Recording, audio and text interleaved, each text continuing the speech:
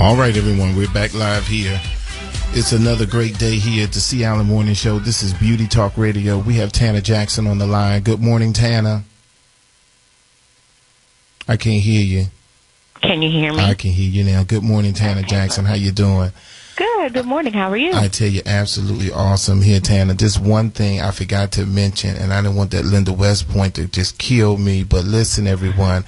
A part of the Italy trip is the Fashion Frenzy Benefit Gong Show. It's going to be held at Bennett Career Institute. It's a talent show, gong show, and all of the proceeds, Tanner, is going to go to helping the students go to Milan, Italy. It's August 16th. Tickets only $10. We're going to have a show geared directly towards that. We got some folks that's on Comic View that's going to be there. We have some folks that has CDs out going to be there. And I tell you, we're going to have an awesome time. If you're interested, the ticket's only $10. All proceeds go to Italy. You can call Linda 202-526-1400 extension 18. You know, 19 is me. 18 is Linda, 526-1400, 202. All right, let's directly go into our topic, Tanner. Today we're talking about bad taste, beauty mistakes, some of the things that you shouldn't do. My very first one, Tanner, is the mismatch face and neck. Yes, this is about the foundation. Foundation is all about consistency. So you ruin the illusion of flawlessness when you forget to match your face to your neck. Now, to avoid looking like you're wearing a mask, blend your foundation down. Go to that neckline. Talk to me about that, Tanner. I don't understand why women stop right there at the bottom of the chin. Well, I think, too, absolutely what you said, Mr. Bennett, was totally right. I think that if we look at foundation as just being a part of enhancing the beauty in the skin and to take away some of the blemishes that we all face for different reasons. But I think that, it all has to do with training and how, foundation is introduced. So I think that, over time we have become more conscious that foundation should be blended all the way through, and the neck is part of the skin.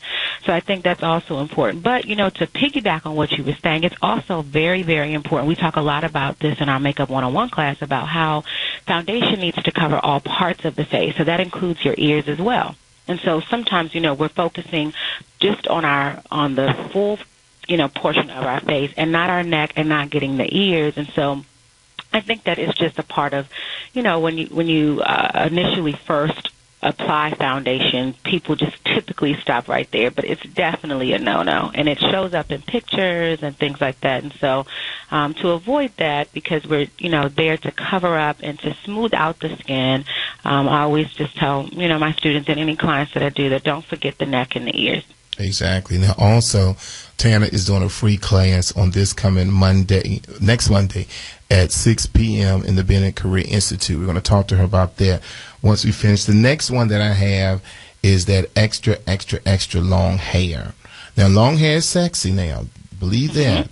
But it can be way too much of a good thing. Now, in my opinion, that the long hair, and I'm talking about for those of us those of you who like to do a lot of additions, you like to add and all that, that a good rule of thumb here at the Seattle Morning Show is to go to your bra strap. But when you go down to your butt, that's way too much. I agree.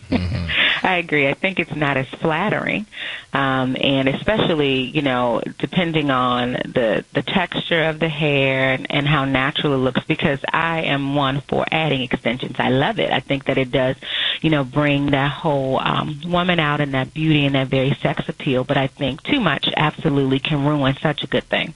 Yeah, and then sometimes it's I'm not gonna say it, see, but sometimes it's very stripper Polish. It's all I'm gonna say. Yeah, because there's nothing wrong with it. We got a couple of students who got they got 32 inches and all this stuff going in their hair, and baby, only thing I can say is bring the pole out. All right, let's move on. The next one is that visible lip liner. Now we know where your lips are, sweetie. We know where your lips are. There's no need to contour them in a shade darker than your skin tone or lipstick. If you must line, do so with the shade that matches. Talk to me about that. Now, keep in mind, everybody, I'm not making this up. I'm getting this from the Allure magazine. They're one of our partners. So talk to us about this, Tanner. Sure. I definitely agree. Absolutely no black lip liner. I mean, that's just an absolute no-no. And we've definitely seen a progression where we're no longer doing black lip liner with silver lipstick or light lipstick. Absolutely, we definitely need, lip liner to enhance. We use lip liner to add color, to add fullness to the lips, and so it's used as a pair or a duo or triple. So we're using a lip liner with our lipstick and a lip liner, but it all needs to complement. Also, ladies, pay attention to using a lip liner that matches the lip color. So if I'm going to use something that are reds or oranges or in those families, I don't want to use a brown lip liner. I'm going to stay for something warm. And I know that at the Bennett Career Institute for the Joya Cosmetics, my favorite absolute lip liner is the Blackberry Champagne for any red tones. It's a beautiful, beautiful color. It has this very rich, warm champagne mixed with the red, but it's very flattering. And we also have a very soft, light brown that will complement everything in the brown family. So if you're doing things like reds, pinks, purples, you want to tend to stay with something in that family. So you want to look for liners that way. And if you're going to do anything in the brown families or the golds or the soft earth tones, then definitely do a brown liner. So let's just keep in mind, our color theme and our schematics when we're thinking about adding liner, because it can enhance, but if it's not done the correct way, it stands out. And I still have a problem because at least once a week, because I like a bargain, so I go to places where I can get great bargains. And when you go to places and get great bargains, you often see. Okay, I have a problem with that black lip liner. Yeah, The black lip liner that we're still wearing. I can remember my mother did it about 30 some years ago. But now you need to let that thing go. That hard black lip liner on that lip, it is not cute.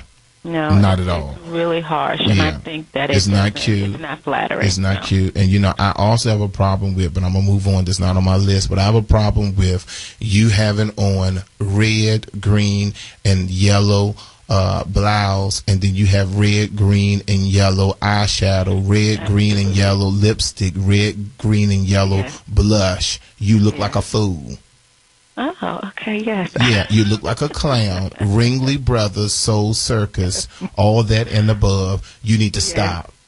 And then you are the receptionist and the administrative assistant at the front desk, looking a hot hickory hot mess. Move on. I would agree. Thank you. All right, the next one, bad taste, beauty mistakes, and that is public grooming. There's nothing wrong. There's nothing polished about sharing your routine with, on, and around other folks. Please, when you do your nail clipping, your hair brushing, all of that, do that behind closed doors or at least in the ladies' room, okay? Absolutely. Yeah, but you run around, you hear all that pat, pat, pat. Yeah. What you doing? You clipping your nail. Excuse me. And please, not on the metro or things like that. Absolutely. But what's funny to me? What's funny to me is how women will pull out that nail polish in a minute and bend down and start polishing their toenails and all of that. Absolutely. And I can just remember my father back in the day. He couldn't stand that nail polish smell. And why do you think I want to sit beside you on the subway and you painting your toenails? Absolutely. Excuse me. All right, let's move on. The next one is bronzers.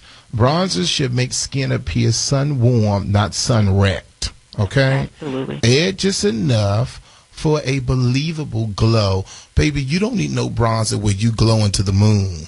Now, wait a minute. Absolutely. Talk to me, Tana. In addition to, I think bronzers are so great, ladies, especially in the summertime, because it really gives you a kissed by the sun type of look.